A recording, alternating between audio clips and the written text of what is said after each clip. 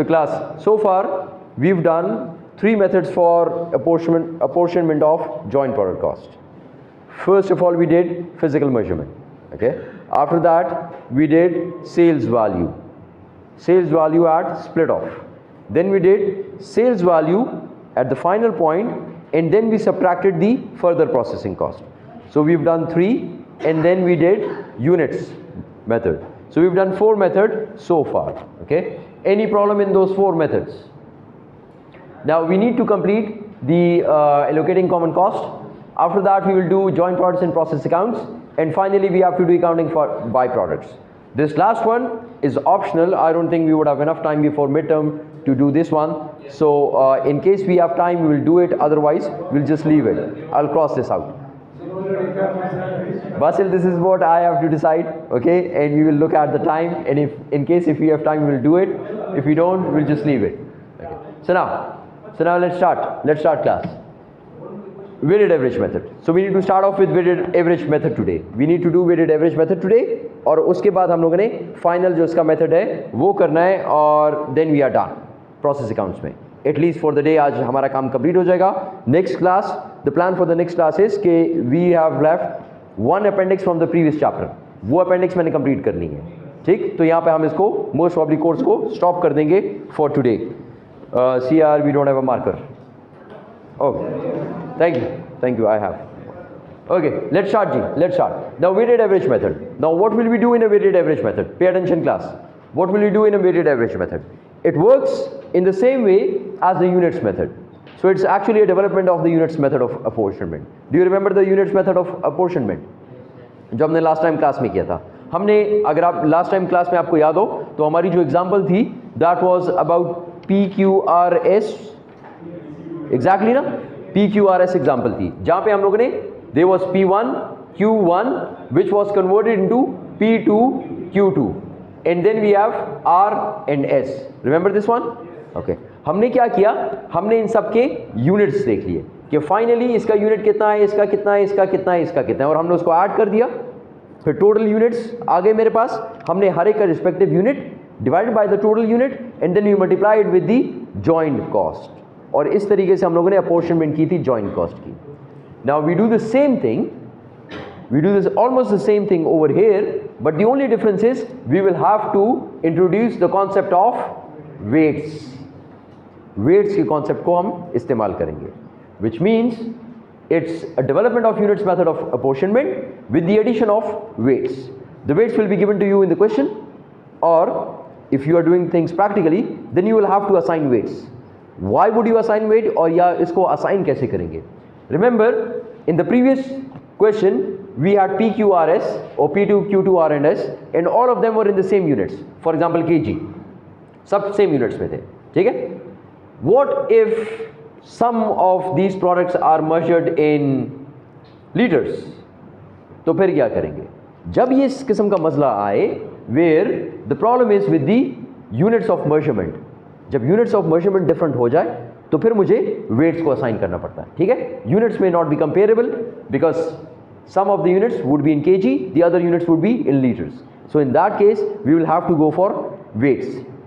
अब हो सकता है कि एग्जाम में I haven't made the question for this one yet, लेकिन हो सकता है एग्जाम में अगर मैं आपको एक क्वेश्चन दे देता हूँ और मैं आपसे अपॉर्शनमेंट मांगता हूँ and I would see what sort of apportionment you would go for, या what is the best apportionment in such a case, तो फिर आपको देखना पड़ेगा कि जब units of measurement different हैं then weighted average would be your choice. ठीक है? Weighted average would be your choice. Now units of joint products, what do you do with weights? Weights आपके पास आ गए. Let's say 4, इसका weight 4, इसका weight 5, इसका weight 3.5, इसका weight 4.5. अब जब आपके पास weights आ गए तो आपने क्या करना है कि units को you need to multiply the units by weights. जितने भी units हैं 4 kg, let's say 4 kg multiply by 4, आपके पास वेट्स आ जाएंगे. फिर बाकी सिंपल है जिस तरह वेटेड एवरेज होता है, total and then divided by specific one divide by total, जो हम लोग करते हैं summation WX divide by summation W. ठीक है? याद है स्टार्ट्स में? स्टार्ट्स याद है ना सबको? Weighted average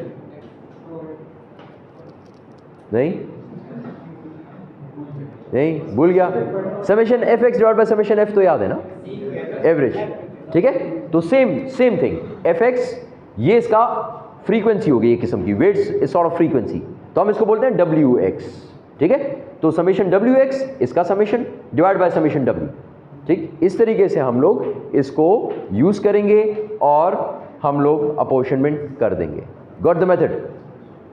clear? क्या समझ लिए?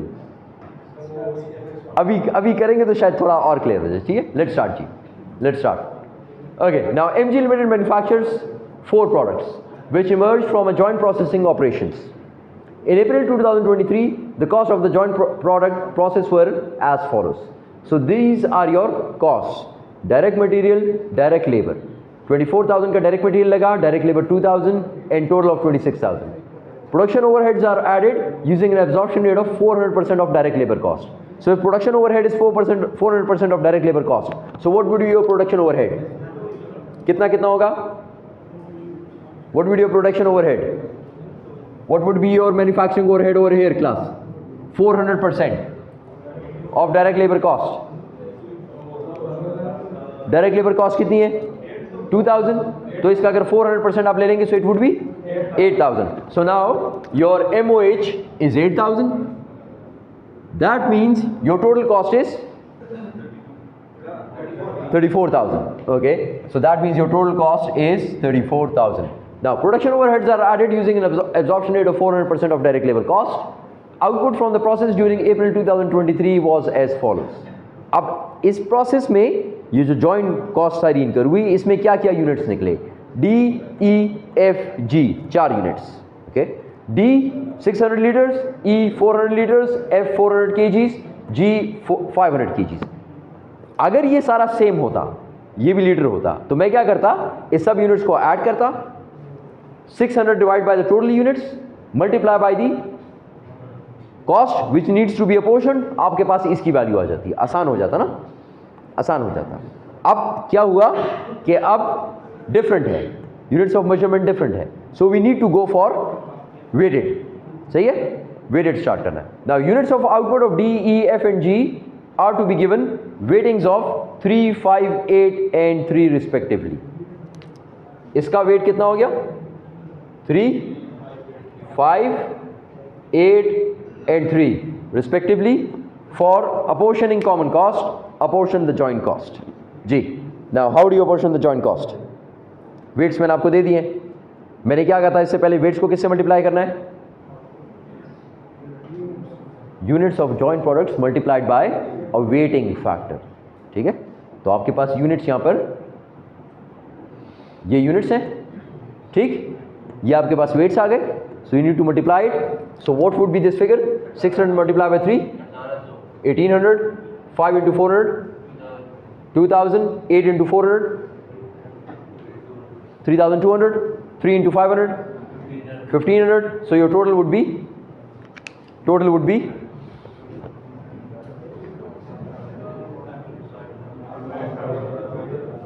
G class 6000, 8500 चेक कर लें जी, फिगर चेक करें। 8500 फिगर चेक कर लें जी, सही है? ओके जी, 8500 जी। फैक्ट्री ओवरहेड 8000 का कैसे कैलकुलेट किया? सुलेमान देखें, गौर से देखें। It says production overheads are added using an absorption rate of 400% of direct labour cost. Factory overhead जो है वो 400% है डायरेक्ट लेबर कॉस्ट का। डायरेक्ट लेबर कॉस्ट कितनी है? 2000। तो MOH इज 2000 का 400%। ठीक है, ओके जी, क्लियर सो फार? अच्छा, आगे चले जी। So now we need to apportion cost. अब हमें पता है कि टोटल वेट्स 8500 है। ठीक, टोटल वेट्स 8500 है और टोटल कॉस्ट कितनी है? 34,000 है। तो अगर वेट्स के मुताबिक, इस टोटल WX के मुताबिक अगर मैं देखूं कि एक के ऊपर कितनी कॉस्ट आ रही है, सो इट्स 34,000 कॉस्ट, 34,000 कॉस्ट, और आपके पास ये टोटल WX कितना आ रहा है? समेशन WX कितना आ रहा है? 8500। तो इसका मतलब ये हुआ कि एक के लिए कितना हो गया ये?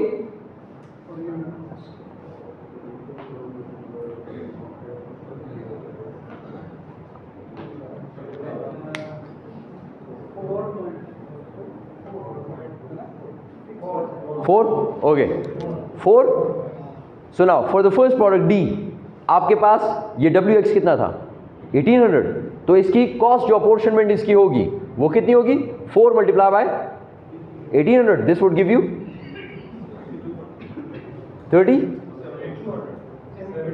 7200.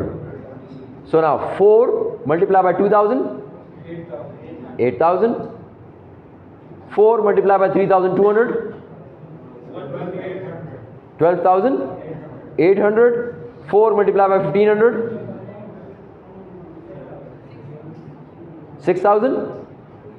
इन सबको ऐड करें, this must be equal to 34,000. Add करें, हाँ सेम एग्जैक्टली जी 34, ओके इसका मतलब सही है.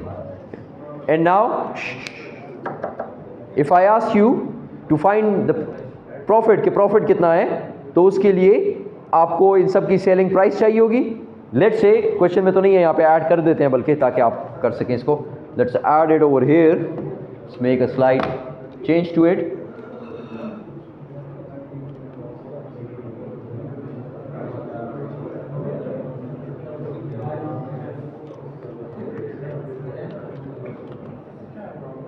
selling price per unit is rupees, okay,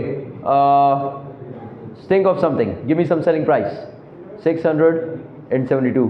so 12 6 are 72, 12 से ऊपर कहीं पे दे दें 15, okay, rupees 15. 400 and 400 into 20 would be 8000. ठीक है, so that means 25. 400 once again और 12,800 इसको दे दें 30. एक में लॉस शो हो जाएगा और आखिर में कर दें and the last one 500 into 30, इसको 40 कर दें, 40 रिस्पेक्टिवली.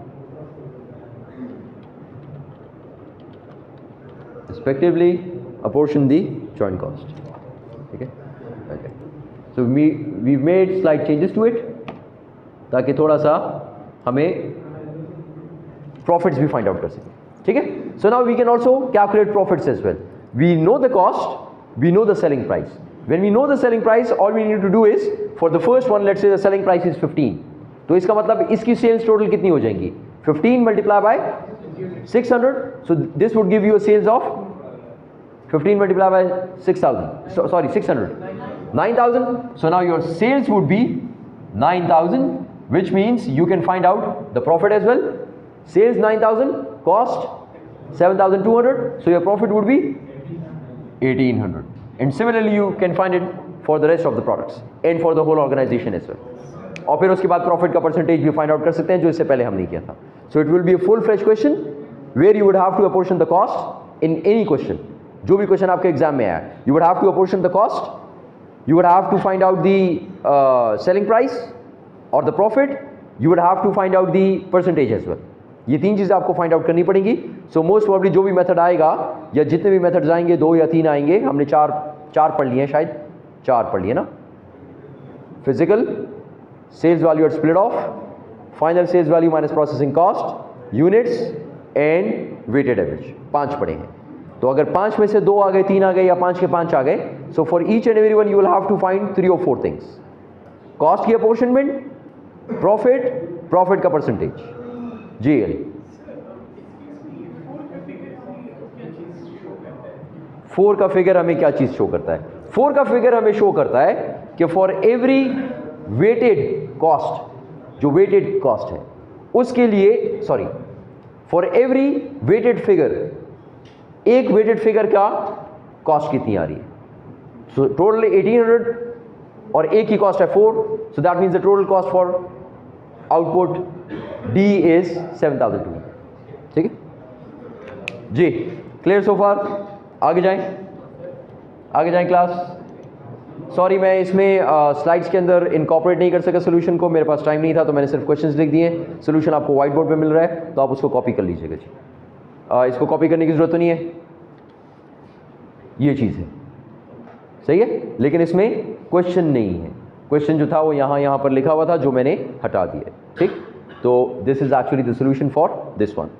चलें आगे, let's move on. Okay, let's move on class. So now the next one is how joint products are incorporated into process accounts.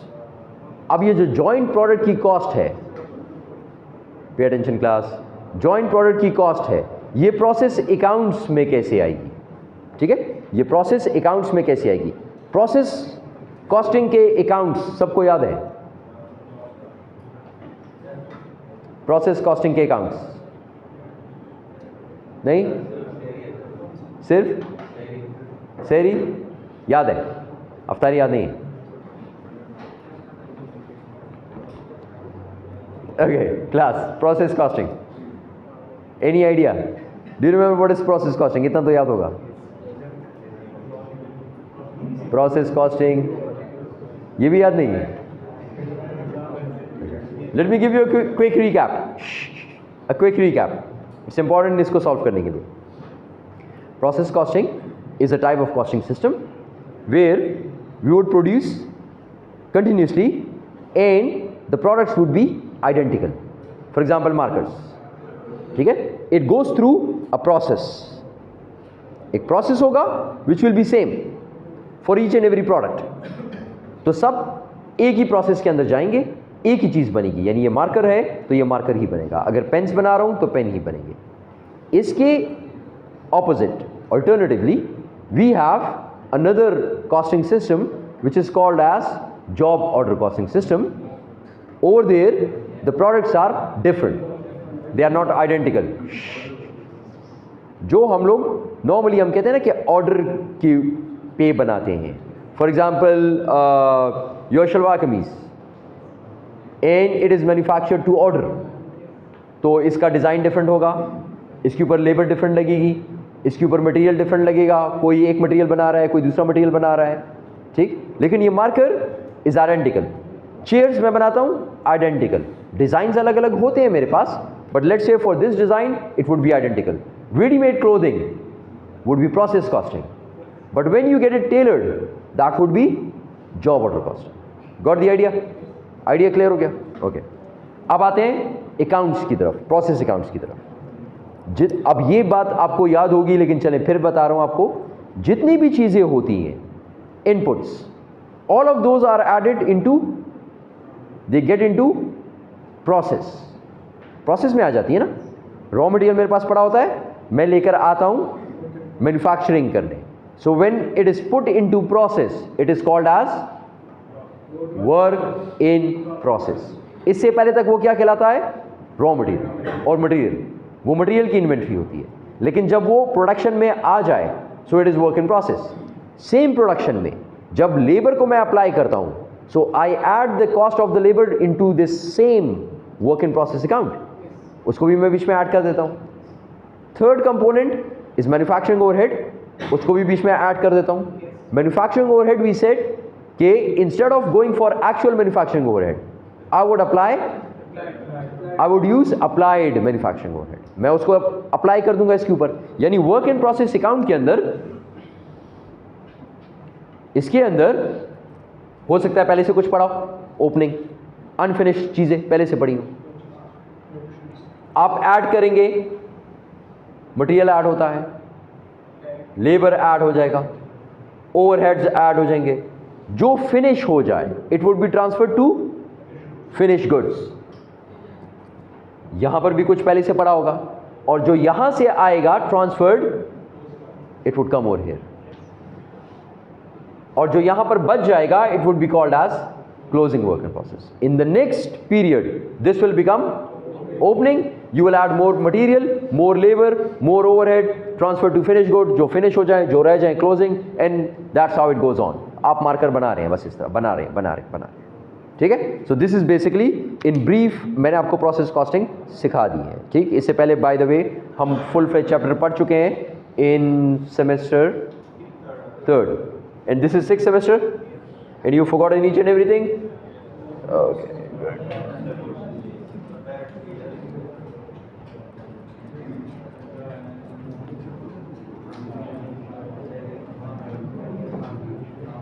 Okay, let's start Ji. Let's start class. Let's start. Let's start class. Let's start with an example. Let's start with an example. So that means in this chapter we have 5 different methods of apportionment of joint cost. उसके बाद हम पढ़ रहे हैं कि joint cost process account के अंदर कैसे होती है, और इसके बाद हम पढ़ेंगे कि बाय प्रोडक्ट्स के साथ क्या करना है. ठीक है, ये 3 काम इस चैप्टर के अंदर हम लोग देख रहे हैं इंशाल्लाह. Now, so 3 joint products are manufactured in a common process which consists of 2 consecutive stages. 3 joint products 2 stages में, पहले एक स्टेज में और फिर दूसरी स्टेज में. दैट मीन्स मेरा जो प्रोसेस है उसमें 2 चीज़ें हैं, पहले एक काम करता हूँ उसके बाद दूसरा काम करता हूँ. Okay, let's move on. Consist of 2 consecutive stages. Output from process 1 is transferred to process 2. So first I do one process and then whatever is done, whatever I have, जो भी यूनिट है मेरे पास, वो जब कंप्लीट हो जाए उसके अंदर तो उसको फिर शिफ्ट कर देता हूँ सेकंड प्रोसेस के अंदर और वहाँ पे काम करता हूँ. वहाँ पे भी जब पूरा हो जाए तो फिर वहाँ से चला जाता है finish goods. Okay, output from process 1 is transferred to process 2 and output from process 2 consists of the 3 joint products. process 2 के अंदर मुझे पता चलता है कि ये 3 चीज़ें हैं, तीनों एक साथ बन गई. कौन कौन सी? Alpha, beta, gamma. Okay, alpha, beta and gamma. All joint products are sold as soon as they are produced. All are sold as soon as they are produced. That means I am not left with any closing inventory. Closing inventory कोई नहीं है. आगे चलें. Data for period 2 of 2023 are as follows. So this is your data. Data क्या कहता है? Opening and closing stock none. So there is no opening stock, no closing stock. आसान कर दिया ना आपके लिए. अगर opening closing होता तो उसकी भी कैलकुलेशन करनी पड़ती. opening closing कोई नहीं है, so it's easy now. Now second, direct material 30,000 units at rupees 2 per unit. 30,000 units at rupees 2 per unit. और process 1 के अंदर आपके लगे 60,000. process 2 में कोई भी मटेरियल नहीं लग रहा. Let's move on to conversion cost. Do you remember what are conversion costs? Conversion cost क्या होती थी? Direct labor and overheads. Conversion cost का मतलब है direct labor and overheads. दोनों मिल जाएं, so that makes conversion cost. You convert raw material into finished product. बंदे को start. Okay, have you started the video? Video started. Okay, let's start Ji. Let's start. Let's resume class. Let's resume. So now we said, so this is how it is done. When we get raw material and we use labor on it and overheads on it, it is converted into finished good. That's why we say conversion cost consists of direct labor and applied overhead. ठीक है, ये भी clear हो गया. So conversion cost of rupees 76,500 in process 1 and in process 2 226,200. Whereas there is no direct material in process 2. Process 2 में material कोई नहीं लगता, सिर्फ कन्वर्जन कॉस्ट लगती है. मतलब लेबर काम करता है, उसके ऊपर कोई फिनिशिंग टचेस वगैरह करता है, और अप्लाइड ओवरहेड यानी इनडायरेक्ट मटेरियल इस्तेमाल करता है, इनडायरेक्ट लेबर इस्तेमाल करता है और उसको कन्वर्ट करता है. Okay, let's move on. Normal loss. Remember loss? Do you remember loss? Loss याद है? प्रोडक्शन के प्रोसेस में हमें लॉसेस होते हैं. One is called as normal loss and the other is called as abnormal loss. Do you remember the definition for both? Normal loss, abnormal loss? याद है? Process costing का पार्ट था. नहीं? Okay, so any idea what is normal loss? जो normal हो, मतलब उसके 2 हाथ हो, 2 पाँव. Any idea? जी क्या सर? जो नॉर्मल, हाँ, जो नॉर्मल कोर्स ऑफ प्रोडक्शन में होगा, आप जो भी कर दें, it will be there. It is part of the process. For example, I am making marker और मशीन्स काम कर रही हैं और मशीन इसके अंदर इंक खुद ब खुद डालती है और थोड़ी सी इंक ज़ाया हो जाती है. 1 drop from each and every marker. तो अगर 2000 मार्कर बनाता हूँ, सो 2000 drops, let's say 1 litre. So 1 litre of ink ज़ाया, लॉस. ठीक है, इट्स नॉर्मल प्रोसेस. कन्वर्ट इसको जब बनाता हूं तो ये हो जाता है. Abnormal loss is something which is unusual, which does not happen in the process of production. If it happens that means it is due to weakness of management, ठीक है, इनएफिशिएंसी ऑफ मैनेजमेंट। तो इस वजह से इसको आपने अलग से रिकॉर्ड करना है और आपने मैनेजमेंट ने इसके ऊपर एक्शन लेना है कि ये सुपरवाइजर की गलती है या किसी और की गलती है और उसको फिर पीनलाइज करना है। Got the idea? Okay, so now normal loss is 10% of input, so whatever is produced over here 10% is bound to be lost हो जाएगा 10%। Over here 10% of input again, scrap value of normal loss. लेकिन फिक्र करने की बात नहीं है, ये जो नॉर्मल लॉस है ना ये बिक जाता है। ये कह रहा है ये बिक जाएगा। ये कितने का बिकेगा? ₹0.50 पर यूनिट। यहां पे जितना लॉस होता है प्रोसेस 1 में वो 0.50 पर यूनिट बिक जाएगा। जो यहां पर लॉस होगा नॉर्मल वो बिक जाएगा 2 पर यूनिट का। Okay done. Output 26,000 units output, यानी कितना यहां से बना। जो यहां से बना वो किधर जाएगा? प्रोसेस 2 में चला जाएगा। यहां से बन गया ये प्रोसेस 2 में चला जाएगा। प्रोसेस होगा इसके ऊपर ये लगेगा, 10% ऑफ इनपुट जाया हो जाएगा, इतने का बिक जाएगा। 10,000 अल्फा बनेगा, 7,000 बीटा बनेगा, 6,000 गैमा बनेगा। ठीक, okay. Selling process must be prices, okay, selling prices, so let's write it as prices. Sir जब प्रोसेस में आइटम यूनिट जाते हैं तो 23,000 बनते हैं, नहीं पता मुझे। 3,000 देखिए आपको पता है in both the process some of it would be lost, wastage तो है। तो अब आप कह रहे हैं कि सर आया 26 और आउटपुट गया 23, तो बाकी किधर गया?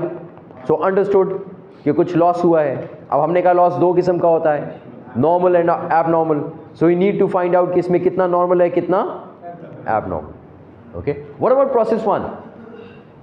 What about process 1? प्रोसेस 1 में क्या होगा? कुछ नहीं। प्रोसेस 1 में भी तो लॉस होगा ना, और वो भी 10% है। ठीक, स्टार्ट करें क्वेश्चन को, स्टार्ट करें। ओके जी, सुनाओ जी। Break at what time do we finish off this class? 12:35? Okay, so we will have a 2 minutes break and then we will start off with this question. Pause. जी, okay class, let's start class. Pay attention.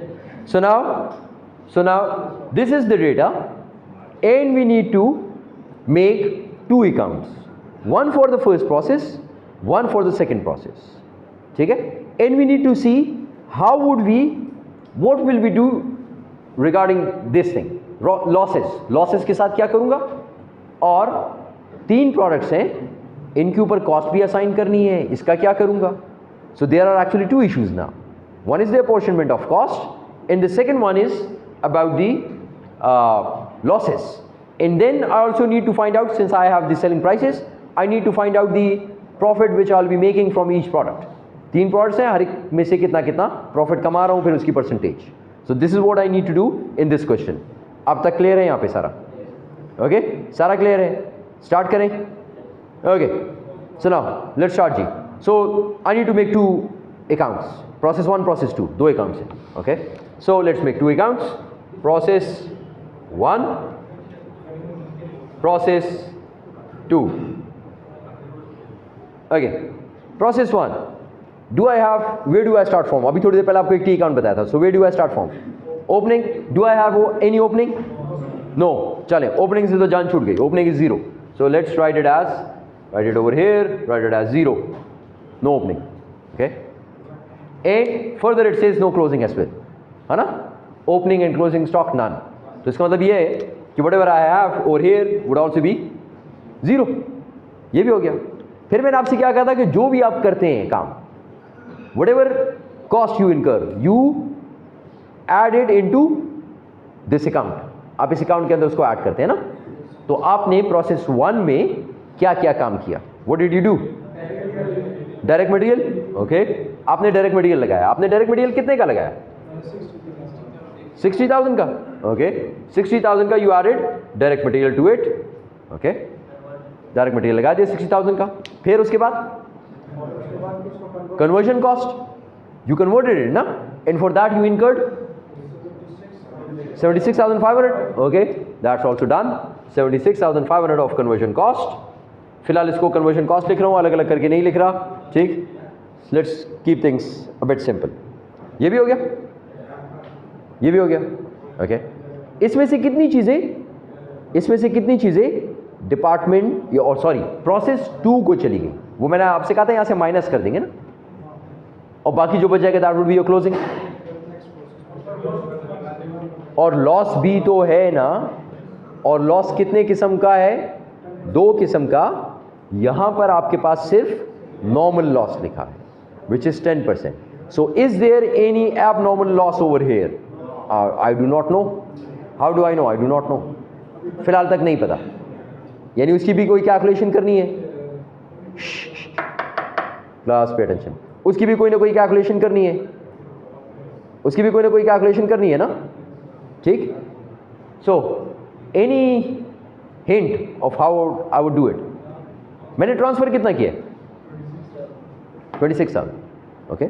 I transfer 26,000, transfer to process 2 26,000 transfer किए। और what other information I have? 30,000.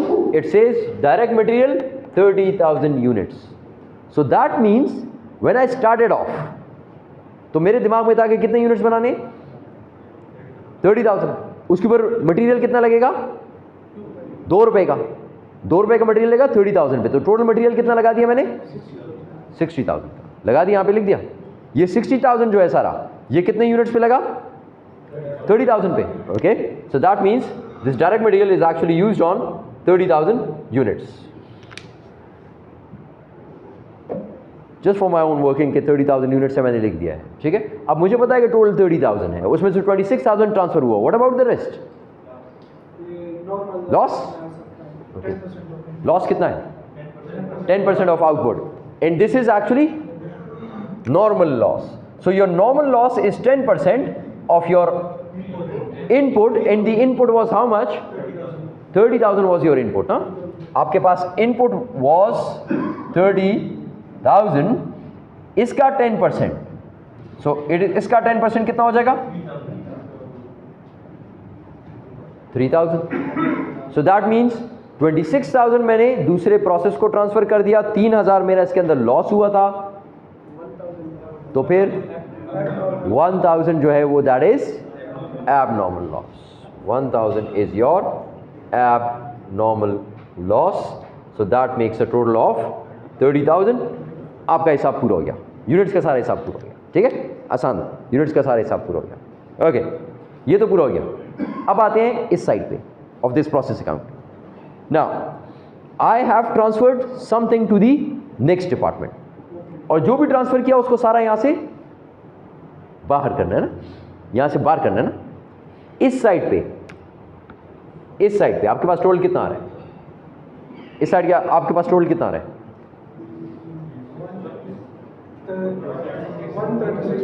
136,500. So you should also get the same thing over here, है ना? Same आना चाहिए ना। Closing zero है, आपको पता है पहले से, ओके। अब यहां से कुछ ना कुछ ट्रांसफर हुआ इस जगह को, ठीक। कितना ट्रांसफर हुआ? कितना ट्रांसफर हुआ? 26,000 यूनिट्स ट्रांसफर हुए।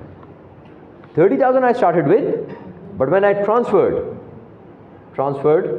process 2, so it actually became 26,000. 26,000 ये चले गए, तो इसका मतलब ये है कि बाकी लॉस हुए। आपको मैंने क्या कहा था कि normal loss is part of production, normal process. तो जब मैं आपसे ये कहूं कि मैंने मटेरियल लगाया 60,000 का 30,000 यूनिट के लिए, लेकिन मैंने जब ट्रांसफ़र किए तो वो 26,000 थे, सही है, मैंने जब ट्रांसफ़र किए तो वो 26,000 थे। तो ये जो मेरा मटेरियल लगा 30,000 यूनिट का, मैंने तो मटेरियल 30,000 यूनिट का दिया उसको, उसमें से कुछ ज़ाया हो गए यूनिट्स, उसमें से कितने ज़ाया हुए, जो 3,000 ज़ाया हुए, 3,000, वो this is part of the normal process, वो खैर है, वो ज़ाया होता है। लेकिन ये जो 1,000 एक्स्ट्रा ज़ाया हुआ, ये एक्स्ट्रा ज़ाया कर दिया, ये आप लोग एफिशिएंट नहीं थे, किसी ने कोई गलती की, 1,000 एक्स्ट्रा ज़ाया हो गया, तो ये मसला है, इसका मसला है, ठीक है।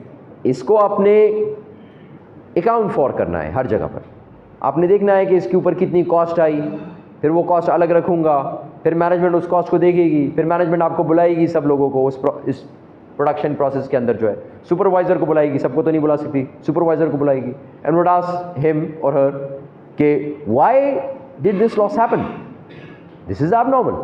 नॉर्मली तो 3,000 यूनिट लॉस होते हैं, ठीक है, वो हमें पता है कि 3,000 लॉस होते हैं, ये 1,000 एक्स्ट्रा क्यों लॉस हुआ? सो दैट मीन्स इस 1,000 को अलग से ट्रीट करना है मैंने हर जगह पर, इस 1,000 को मैंने अलग से ट्रीट करना है। तो अगर 26,000 यहाँ पर चले गए ट्रांसफर टू प्रोसेस 2, तो वो जो 1,000 है, जो 1,000 है एबनॉर्मल लॉस, उसको अलग से शो करना है, उसको अलग से शो करना है।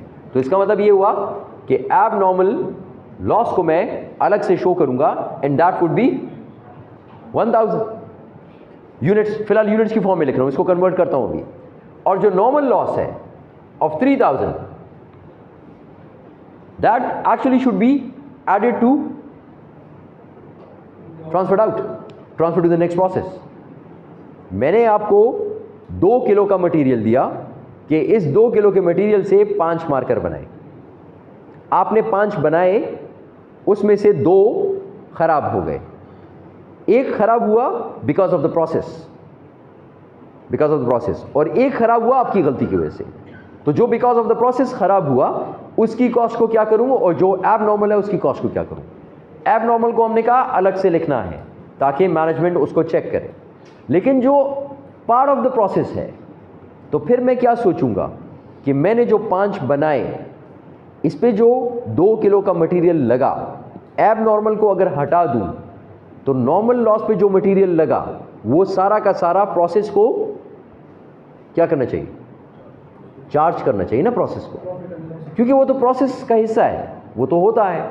तो इसका मतलब यह है कि आपकी cost of production would increase, because instead of making 4 markers you've made, sorry, instead of making 5 markers you've made 4 markers, और इसमें से एक आपकी गलती की वजह से खराब हो गया, तो उसका तो अलग हिसाब करेंगे हम, ठीक है। तो वो जो एक खराब हुआ प्रोसेस की वजह से, उसकी जो कॉस्ट है वो इस जगह पर ऐड होनी चाहिए। ये बात क्लियर होगी? ये बात सबको क्लियर है? ये बात सबको क्लियर है? ओके। अब आते हैं कॉस्ट की तरफ। कॉस्ट आपने टोटल कितनी लगाई यहां पर? 136,500, ठीक है, 136,500 कॉस्ट लगाई। लेकिन इस 136,500 जो आपने कॉस्ट लगाई, ठीक है, इसमें एक लॉस भी हुआ, वो भी इसी के अंदर शामिल है फिलहाल। उसके ऊपर भी कुछ ना कुछ मटेरियल लगा होगा, कुछ ना कुछ लेबर लगा होगा, कुछ ना कुछ ओवरहेड लगा होगा। और जो वो 1,000 यूनिट खराब हुए उसका मैंने, सॉरी, जो 3,000 यूनिट खराब हुए उसके साथ मैंने क्या किया? कुछ नहीं,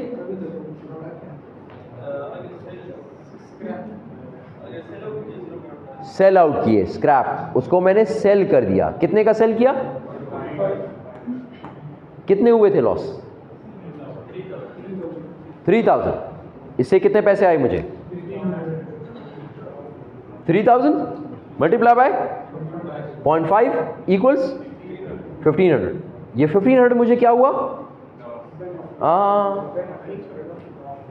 प्रॉफिट हुआ ना एक किस्म का। अच्छा, मैंने पैसे लगाए कितने?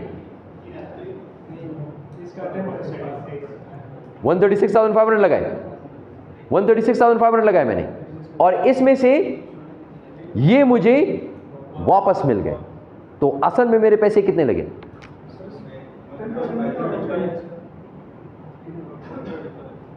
135,000। तो असल में मेरे लगे 135,000 ना, 135,000 मेरे असल में लगे।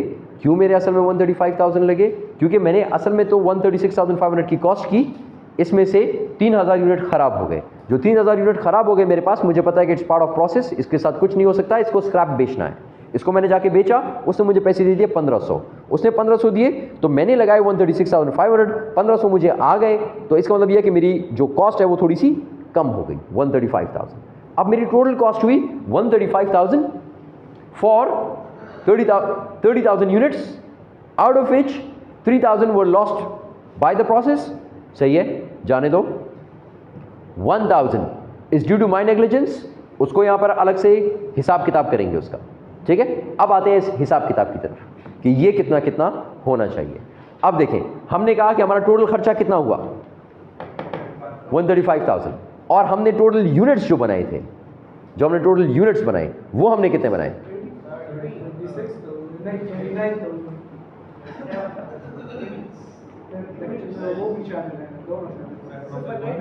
कितने बनाए, ये तो मेरी टोटल कॉस्ट हो गई, ठीक।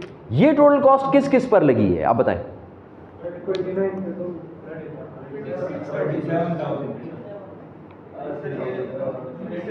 देखिए 26, एक ऑप्शन 26 जो कि बिल्कुल सही है, ठीक है, कि 26,000 सही यूनिट से, उसको मैंने आगे जाके ट्रांसफर कर दिया, ठीक है। 26 पे तो लगे ही लगे।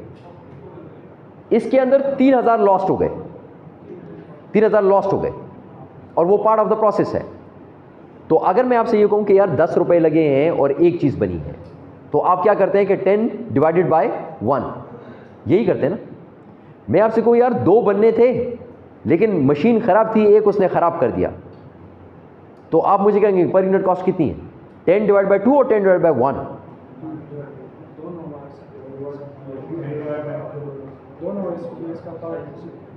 10 डिवाइड बाय 2 और 10 divide by 1। What was the output which you got? 1। खर्चा कितना हुआ 10 रुपए, तो एक यूनिट कितने का पड़ा 10 रुपए का। 10 डिवाइड बाय 2 5 रुपीज का नहीं पड़ा, किधर है वो दूसरा यूनिट, किधर है, where is the other unit, it's not there. अब अगर आप कहते हैं कि वो जो यूनिट खराब हो गया था वो मैंने बेच दिया 2 रुपए का, तो अब आपका खर्चा कितना हुआ 8 रुपए, कितने यूनिट्स के ऊपर, एक के ऊपर, पर यूनिट कॉस्ट इज नाउ 8। अच्छा ये भी सही हो गया।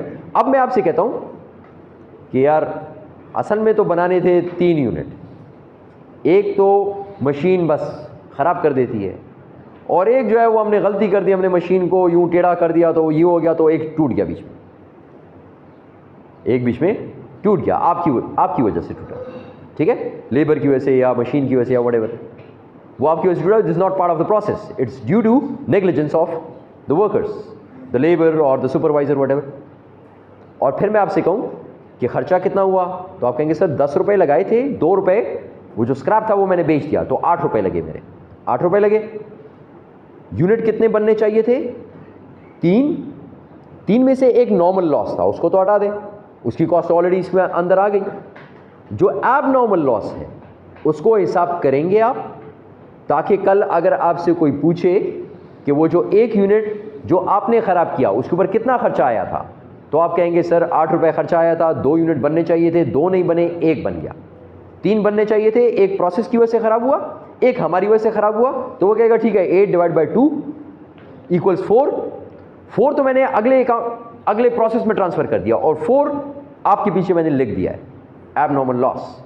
ये आखिर में देखेंगे पूरे साल में कितने एबनॉर्मल लॉस होते हैं, फिर आपको बुलाएंगे और आपसे पूछेंगे ये क्यों हुआ, ये किसकी गलती थी, और फिर उसको पीनलाइज करेंगे, ठीक है, उसको पीनलाइज करेंगे, उसके इंसेंटिव्स काटेंगे, उसको फिर हो सकता है जॉब से निकाल दें, व्हाटएवर इज द रीज़न, फिर बाद में होगी इंक्वायरी होगी। सो that means I have spent 135,000 over here, actually I spent 136,500 but I got back 1,500, so that means I have spent 135,000.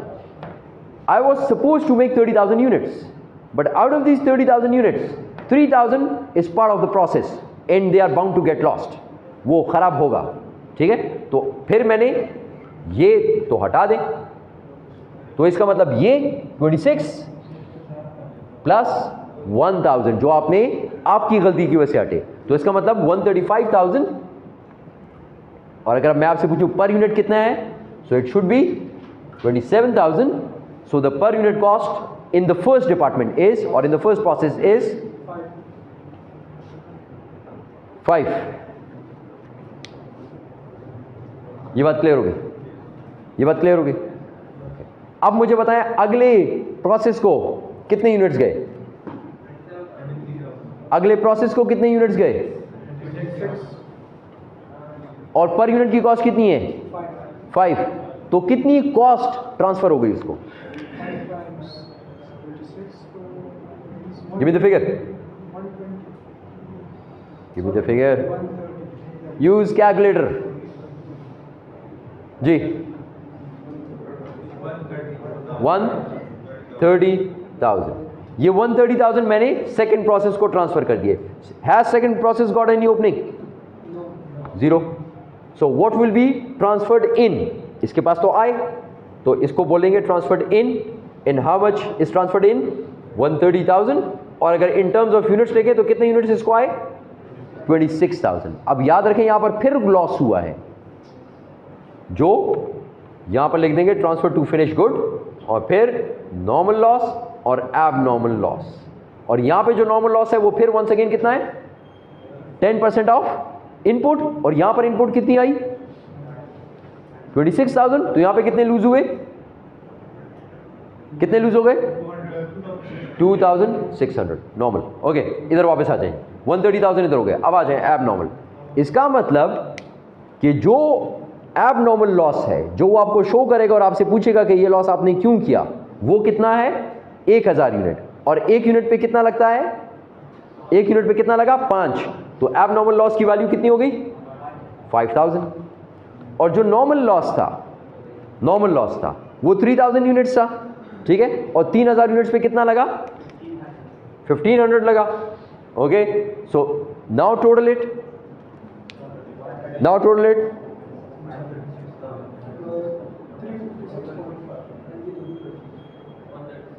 Same आ रहा है? Account clear? पहला अकाउंट तो क्लियर हो गया। Let's move on to the next account, ठीक है। Let's move on to the next account. इतनी जल्दी? We have 5 minutes, we have 5 minutes. Okay, so let's, ये भी ऑलमोस्ट कंप्लीट ही है, इसको जल्दी जल्दी करते हैं जी। यहां पे ये तो कर दिया ना, इसके ऊपर फर्दर मटेरियल कितना लगा? कितना लगा? मटेरियल 0, मटेरियल को छोड़ दें। कन्वर्जन कितना लगा? 226,200। ओके, और ये जो यूनिट्स थे, ये जो सारे यूनिट्स थे मेरे पास, इन सब यूनिट्स पे लग गया होगा ना। तो इसका मतलब ये है कि टोटल कॉस्ट कितनी हो गई? 356,200। और ये यहां पर आपके पास दोबारा आनी चाहिए। ये भी क्लियर हो गया? यहां पर आनी चाहिए। Okay, let's move on. अब इसमें से ट्रांसफर टू फिनिश गुड्स भी हुए, और जब ट्रांसफर टू फिनिश गुड्स हुए, so you were in a position to find out कि कितने यूनिट्स किसके ट्रांसफर हुए। यहां पे जब मैं काम कर रहा था मुझे नहीं पता था कौन कौन सी यूनिट्स है, कितने कितने हैं, लेकिन जब मैं यहां पर आया तो मुझे पता चल गया आउटपुट 10,000, 7,000, 6,000। 3 किस्म की चीजें, 10,000, 7,000, 6,000। 10,000 एक चीज हुए। अब इसको यहां पे कैसे लिखूं? इसको थोड़ा सा नीचे करना पड़ेगा, ओके, या इसको यहां पर नीचे लिख देते हैं ताकि मैं सारी चीज़ लिख सकूँ। Transfer to finish goods, alpha beta gamma. Alpha के कितने यूनिट्स हैं? 10,000। बीटा के 7,000। गैमा के 6,000। सही, ठीक। कितने यूनिट्स यहाँ पे आए थे? 26,000। 26,000 यूनिट्स आए। नॉर्मल लॉस कितना है? 2,600। अल्फा कितना बना? 10,000। Beta 7,000। Gamma 6,000। Add them up. Is it equal to 26,000? 20? जो भी मिसिंग फिगर है that is your abnormal loss. And what is the missing figure? 400. ये भी क्लियर हो गया? ओके, अब आते हैं इसकी कॉस्ट की तरफ कि इसकी कॉस्ट कितनी होनी चाहिए, ठीक है। इसकी कॉस्ट कितनी होनी चाहिए। अब जब मैंने ये प्रोसेस स्टार्ट किया तो मेरे पास 26,000 यूनिट्स आए।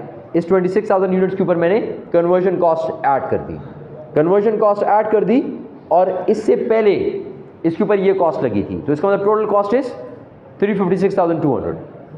356,200, but out of this 356,200, some of it was lost normal, और जो normal loss हुआ उसके साथ मैंने क्या किया, बेच दिया. कितने का बेचा? 2 per unit. So what is the amount which I got?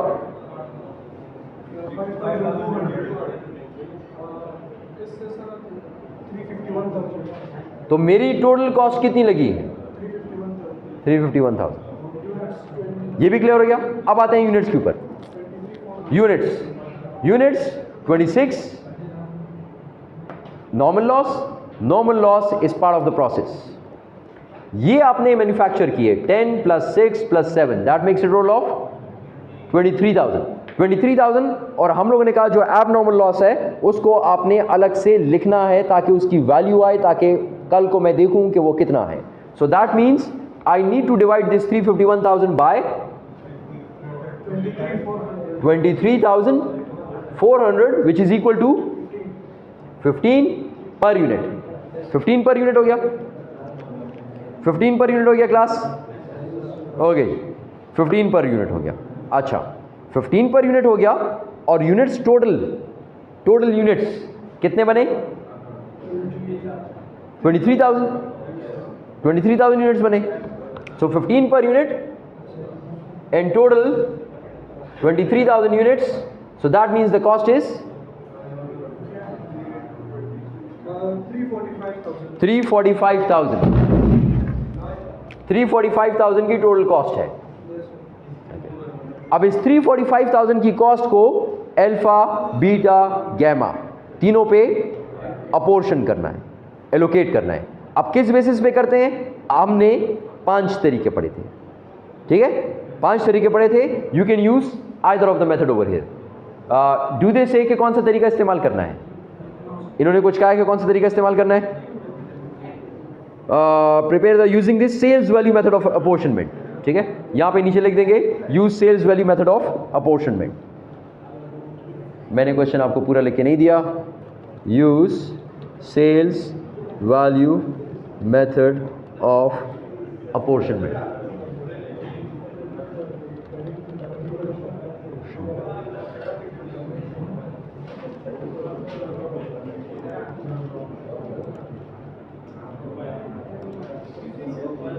Okay जी, टाइम्स अप. अच्छा, इसका बस ये लास्ट बिट रह गया है कि यहाँ पे इसकी प्राइसेस लिखनी है and then we are done. इसको अगर मैं नेक्स्ट क्लास में करूँगा तो नेक्स्ट क्लास में जो बाकी काम है मुझे वो भी कंप्लीट करना है. सो नेक्स्ट क्लास में you will have to be a bit quick, plus there would be no break in the next class. Then okay, pause कर दें, स्टॉप कर दें, वी आर डन. ठीक है.